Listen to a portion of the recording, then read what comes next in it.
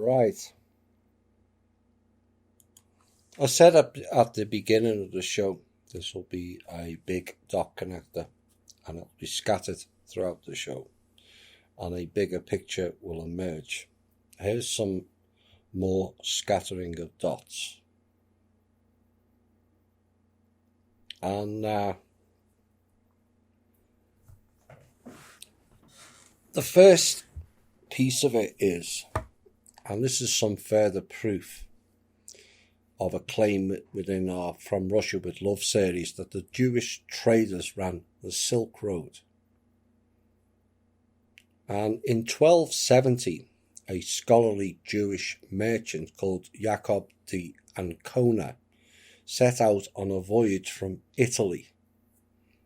A year later, he arrived in China at the coastal metropolis of Zaytun, the City of Light, now known as Quanzhou,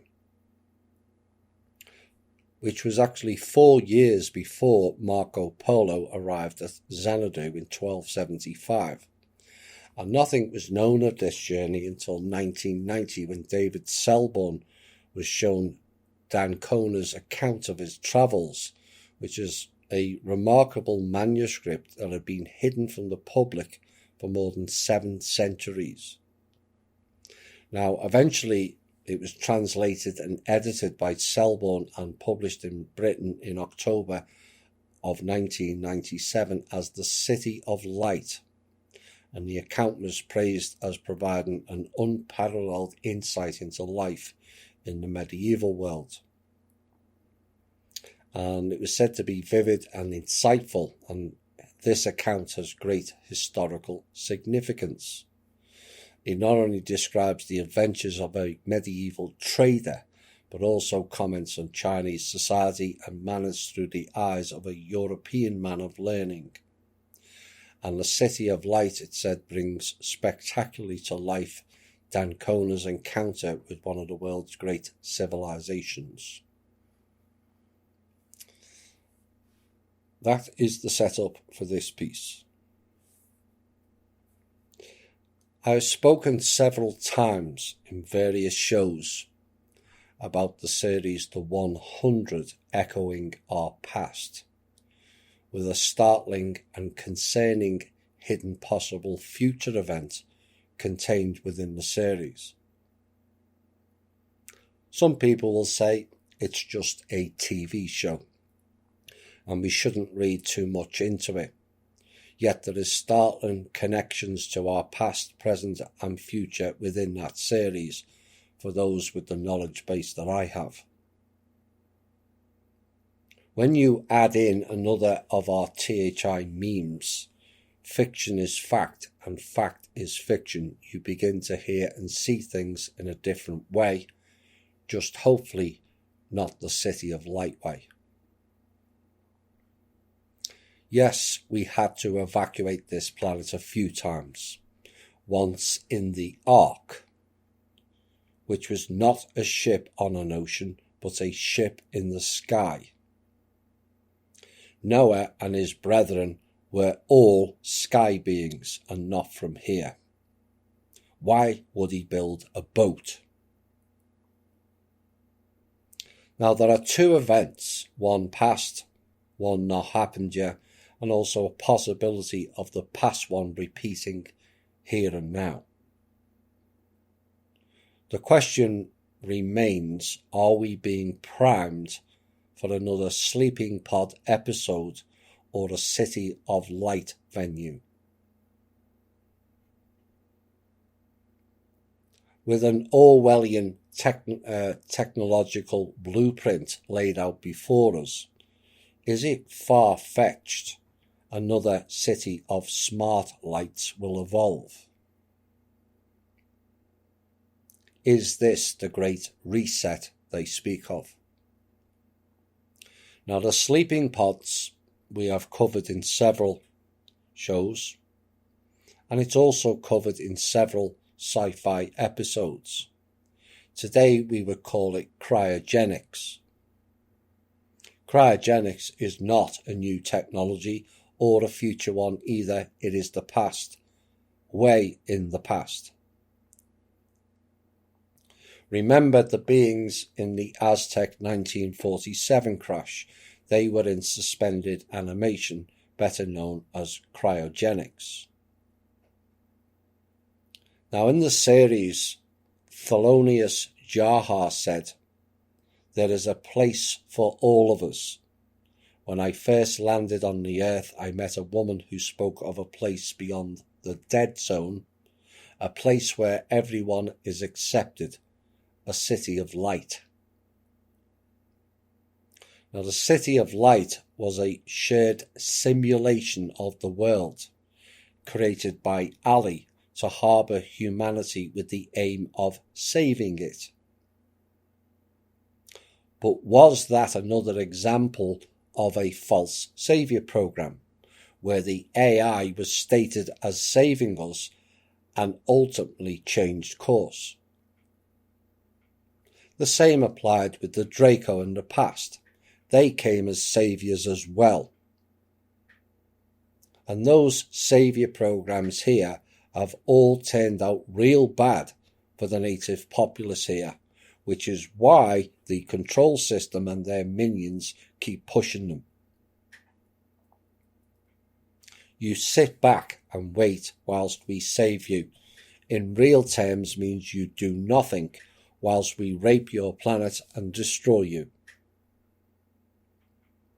Now, Ali is spelt with one L, so it comes across as a lie, which it was. AI is corruptible when you have the technology to alter it, and why I personally don't agree with it. On an up-and-coming planet like this one, it can be beneficial to run certain things whilst the natives develop themselves. But with so many other species who have available to them more advanced tech than we have, it becomes a dangerous technology for the native populace, particularly where there is no oversight. The Galactic or Universal Councils, it seems, are unable to monitor all AI for potential interference. Now, Jaha said, "We all have pain. Some of it is physical from injuries or age. Some is mental from living with the loss of our loved ones." And he said, if you think about it, whether we fight that pain or succumb to it, the result is the same. It diminishes our lives, robs us of our passions and pastimes, and damages relationships between friends and lovers. And then he said, "What have I told you? There was a simple way to eliminate it." Jaha was the prophet, and also the seducement figure. And it's no different to the prophets within the Bible. It was not prophecy, it was the plan. And don't forget to trust the plan, even though you don't know the plan. Sound familiar? Now, Ali intended it to offer a better existence for mankind, one that is free of pain, hate, disease, and suffering. All too seducing, that. And whilst no one wants to go through those emotions for too long, they are all part of the experience of 3D living. On how you react to those determines further soul development. And we at THI and with the TPC are trying to develop people to act in a better way across all walks of society. Why? Because we have lost our way. And far too much suffering on this planet is because we don't look after each other enough. If we did, it would be a better place. It's not. Now, the City of Light is reached through the subconscious through Ali, or meditation after ingesting a chip. Now, if you replace one letter from the line meditation after ingesting a chip to medication after ingesting a chip, you will understand the concerns of myself of where we are headed with this technology. Now, the chip in the show was a quarter-sized piece, but it also had a symbol we have warned about in our shows, the Mobius loop, on it, or the infinity symbol. And at the end of season 3, it is shown that Ali, or a lie, created the City of Light as a way to save humanity from the up-and-coming second nuclear apocalypse, which was detected by her drones months before the Sky people found out about it. Now, that particular part in the series had me pondering very deeply, given so much of that show mirrors facts of the past. Was this a prediction of the future?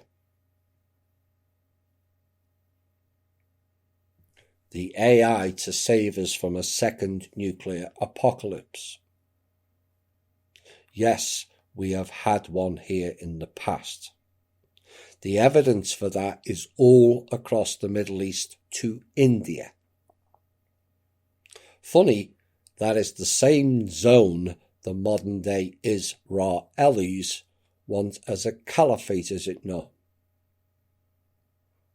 Connect the dots. Now, the nuclear war in the series that ultimately destroyed the planet again and required another trip to the Ark was between America and China. Now, as I said, the series covers everything from the past, but that event has not taken place here. And so does that become a future prediction of America and China firing mutually destructive weapons at each other, which is the most banal idea ever in history. But here is the kicker. You know who started that war? The AI.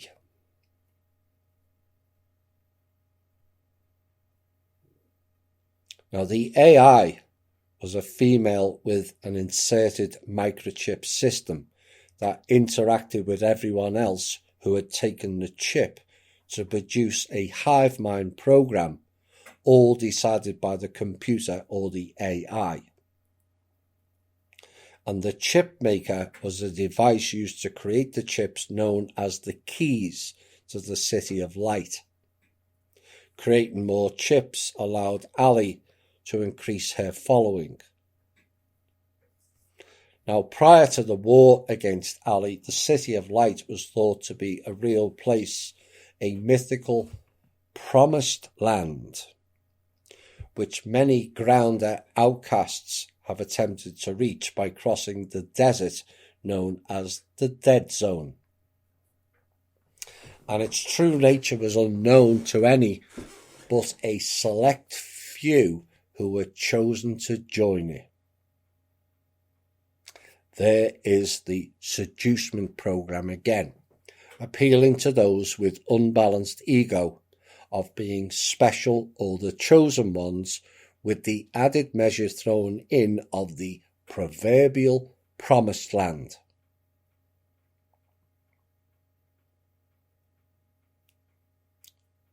Just like the book. And at the end of season 3, the City of Light, along with Ali, had been destroyed by Clark Griffin. In Many Happy Returns, the City of Light is first mentioned when Sienna tells Jahar that he is in the dead zone on the way to the City of Light. And she and her family had been searching for the City of Light after they left their home so their deformed son Zoran could live. The seducement again, you see. And they traded Jahar to other grounders for a horse to help them travel to the City of Light. In the episode Long Into an Abyss, Jahar suggests taking the Sky People across the dead zone and to the City of Light after the ground commander tells them they need to leave their territory or die. And in the episode Survival of the Fittest, Murphy takes Jahar to the dropship to visit his son's grave. And the next morning, 11 other Sky People have arrived, and Jahar invites Murphy to join them in their journey to the City of Light, a place where everyone is accepted. Seducement again. In the episode Rubicon, Abigail Griffin receives Jahar's note that he has taken 12 people in search of the City of Light and will come back for the rest of the Sky People once they find it. Do you think the numbers just mentioned was a coincidence? There was 11 and Murphy joined them for 12 plus 1, the 1 being Jahar. And we have covered this in several shows about the 12 plus 1. And even in the series Roswell, they reference several times the plus 1 on the zodiac level of Fiacus, the realm of the serpent.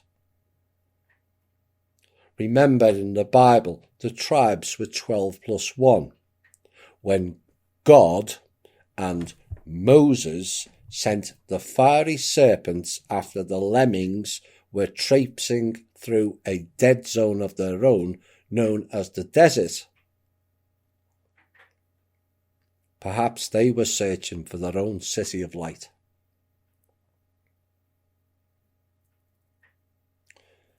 The God and Moses in the Bible were off-world beings. When you really grasp that fact, that book starts to make much more sense. Meanwhile, in the dead zone, Jahar and Murphy and their group encounter a girl named Amori, all in the name, who was also allegedly headed to the City of Light. Now, Amori is the name of one of several ancient Semitic peoples primarily inhabiting Canaan, where they preceded the Israelites and Babylonia. Another leading name in that series was Cain. It's not a coincidence. And she and her brother attack the group and steal their supplies, and Amori tells Murphy that the City of Light is due north.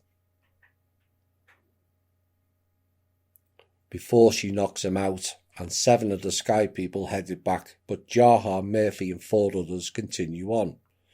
Now, in the episode Bodyguard of Lies, Jahar and Murphy and the remaining 2 people from their group arrive at the end of the Z Zone only to discover a massive solar panel field reflecting back what they thought was the City of Light. And they continued on their journey across the sea, following after a drone. So, solar panels and drones have been developed in the City of Light. Something that we have reached in the past 3 decades. Solar panels and drones. Are you seeing the correlation now? In Blood Must Have Blood, Part 2, Jahar and Murphy finally reach an island across the sea. Murphy stays behind at a lighthouse while Jahar chases after another drone and arrives at a mansion. Within the mansion, he meets Ali, who tells him he has to do work on the nuclear warhead he came down to Earth in. And the key to the City of Light, also known as the chip or the pill, is a silicon-based device that bears an infinity sign, or what the grounders referred to as a sacred symbol. Except it's not our sacred symbol.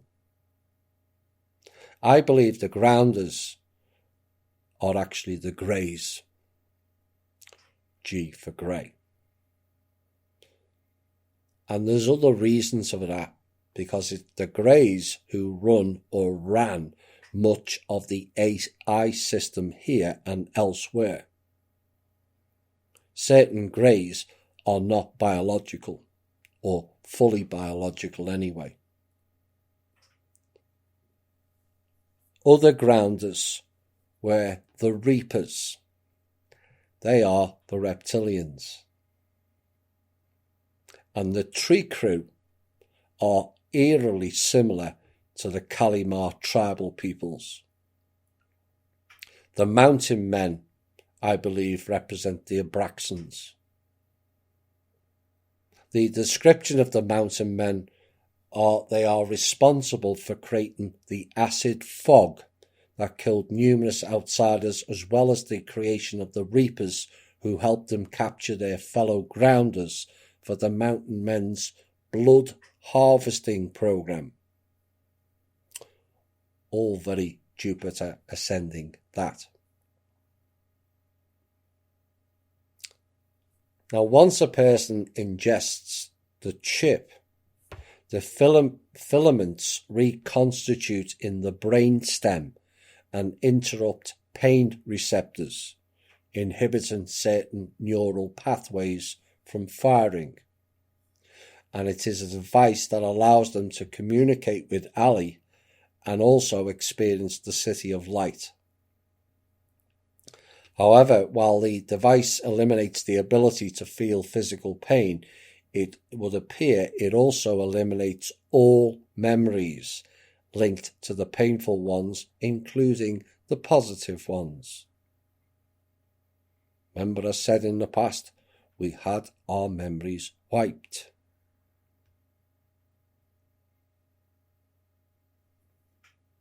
And this is when dealing with the psychological damage. Oh dear. Now the pondering from the listeners has just shut up, I imagine.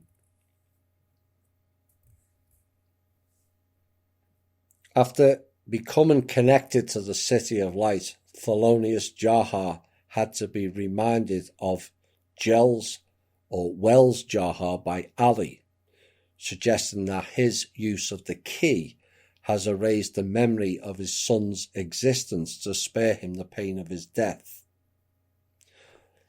And then this idea was confirmed when Raven, interesting name, connected to witchcraft, Reyes realizes while being questioned by Jasper Jordan that she has lost even the good memories of Finn following his death. It's a memory wipe. Jasper talked about Maya after taking the chip, but he showed no signs that he had any conscious memory of her beyond what Ali might have told him. In this episode Nevermore, Jacapo Sinclair was able to fry the chip inside of Raven using an EMP device. However, Raven was left unconscious until Clark cut into the back of Raven's neck and released the remnants of the chip. However, the need for an EMP makes it impractical to use this method on a regular basis, as the device for doing so only had enough power to perform one more chip extraction after being used on Raven. But after Ontari is rendered brain dead on Ali's orders, the AI ordered her dead. Clark uses the device to remove the chip from her mother. And those who had the chip removed via EMP still had some of Ali's code in their brains. And this allowed Abby and Raven the ability to see hallucinations, as well as increasing Raven's intelligence significantly. Now, in the episode The Other Side, Raven compared removing a chip with an EMP to shutting down a computer by pulling the plug, which resulted in the residual code being left in their minds. Indeed. And with the help of a hallucination of Jacopo Sinclair, Raven comes up with a plan to purge the remaining code by rebooting her mind through stopping her heart and all brain activity. How did she do that? Cryogenics again. By freezing herself to death, thus preserving her brain and being revived within 15 minutes, the residual code is purged and Raven loses all of the negative effects that come with it. Then we had the episode The Blood of Sanctum. Raven is confirmed to still retain the hacking skills she gained from being connected to the AI, even with all of Ali's code purged from her mind.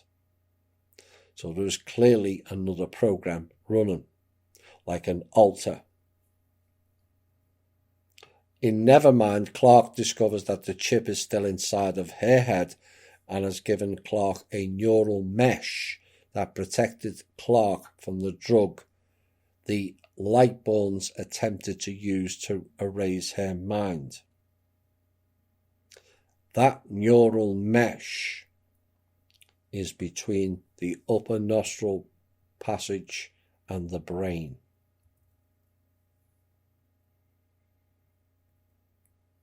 Remember, we spoke about the PCR tests. But it's interesting they should use the operators of the Ali program to be called the Lightborns, born of the light, which is an Illuminati term. And he also lived in the mansion, just like many of the psychopaths today. A manifestation of Ali warns Clark that if the same EMP technique she used to save Raven is used on Clark to remove the chip, her mind will no longer be protected and can be erased. Ali then helps Clark to protect the memory in the form of one of the chips, but she later gives it to Josephine Lightborn. And in The Blood of Sanctum, Russell Lightborn confirms that the EMP used on Abby to remove the chip also destroyed her neural mesh, the protector of the brain, allowing Russell to mind wipe Abby and make her the new host of his wife.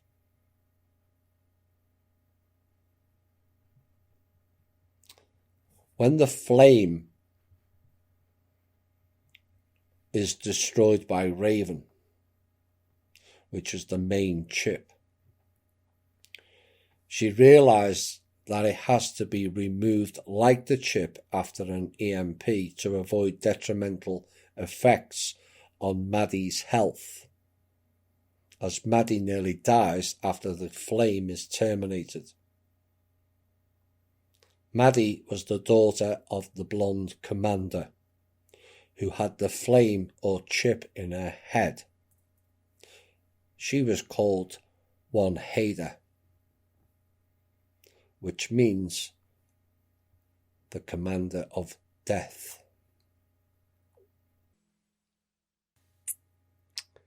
Interesting last piece.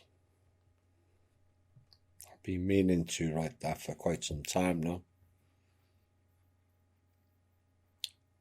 Did you connect the dots?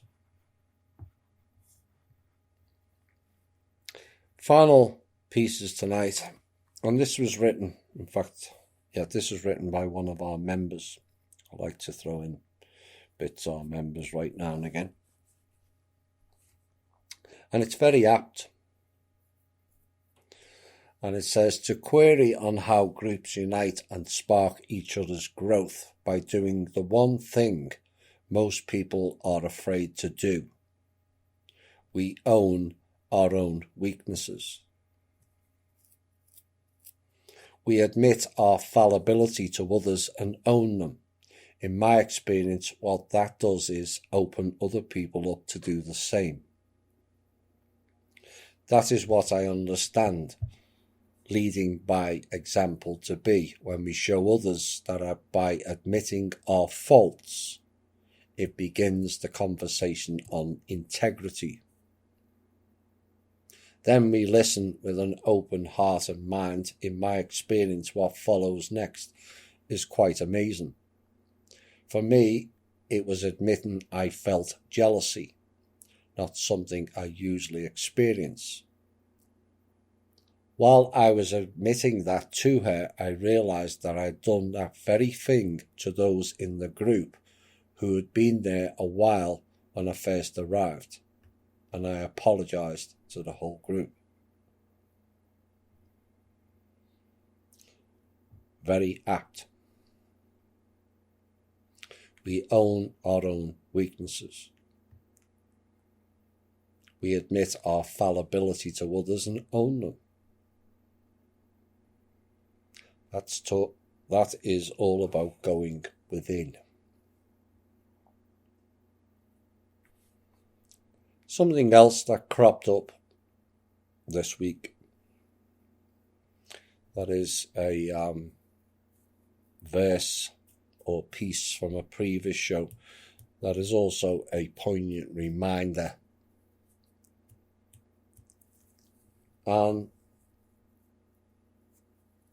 The greatest freedom anyone can have is to be not concerned to what others think. If you're reacting to certain things that people say or do to you, then you haven't dealt with it. That's the internal aspect. You'll blame the external aspect of this person said this to me, and who do they think they are? But deep down, the issue lies in you.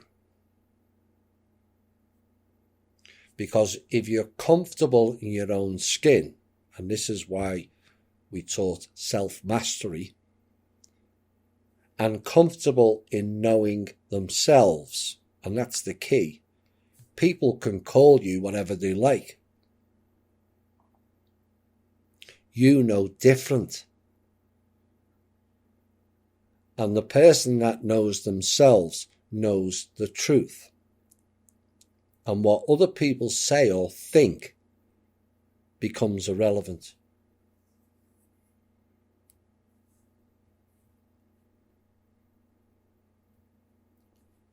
One of the themes of tonight is the old failing in humanity, which runs real deep, of falling for the magic seducement of pieces of paper and the saviour programs,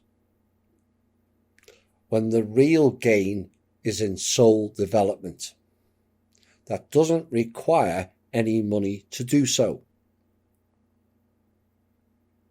And the very idea of a saviour is abhorrent to a soul-developed being. Remember, at the end of your life, all the pieces of paper you collected count for nothing. You cannot take it with you. But you know what you do take with you into the next lifetime?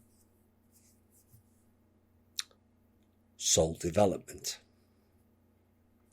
This has been the Truth, Honour and Integrity Show. My name's Thomas Williams. Bye for now.